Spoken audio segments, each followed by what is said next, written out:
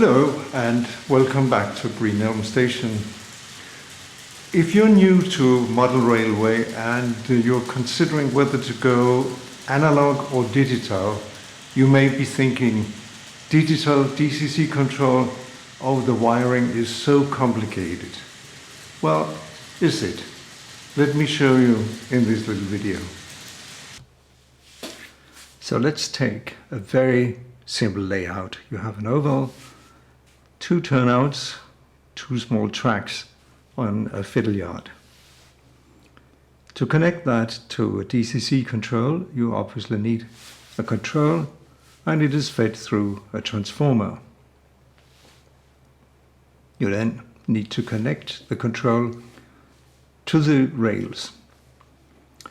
Some people talk about the plus and the minus lines. Doesn't really make sense on a DCC.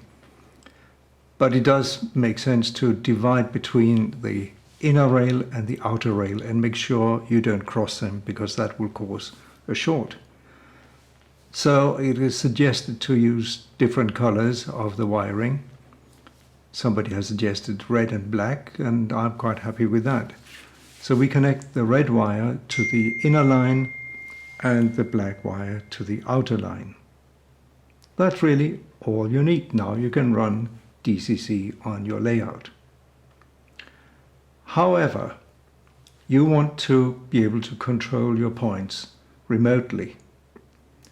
For that you need an extra power unit and a control system for that.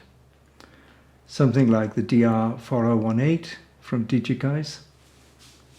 That is what I'm using on my layout. That has two slots, one for power in and one for signal out. The signal out you connect to the rails the same way, a black line to the outer rail and red to the inner rail. And then of course you need to connect the points.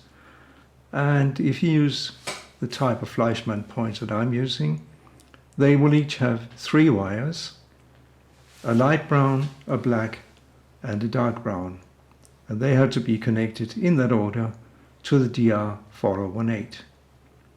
Now you can control your points on your control system. You want to go further? Fine. If you want to program your engines, the system is that you can put one engine on the layout at a time, only one. Unless, of course, you have a separate programming track, which you can do by isolating some part of a track and connect it to the programming outlet on your control system. Now you can run all the other engines everywhere on the track, except on the programming track where you only program. It has the great advantage that when you're not programming, it just runs like all the other parts. You won't even notice that it is isolated. So far so good, but now you're thinking of controlling the trains on a computer. For that purpose, you have to define the different blocks of your layout so that you can monitor where the trains are going on the blocks. So let's see, first of all, you have to isolate the blocks. So we put in isolators in the appropriate places. Then we define the main track with the points. That is to be connected directly to the main track outlet. We then define blocks 1, 2, 3, and 4. And first of all, we establish power connection to the main track with the points. Then we establish a so-called bus line, the black line, to power all the external points.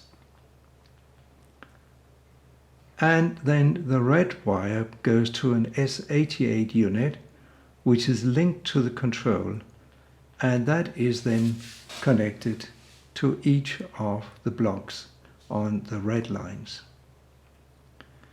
There you have it. That's really all you need to be able to run digital with a feedback control and remote control of your points. I hope you enjoyed this little explanation.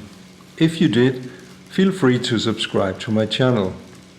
It may take some time, however, before I make new videos because the lockdown is causing some shortage of supplies.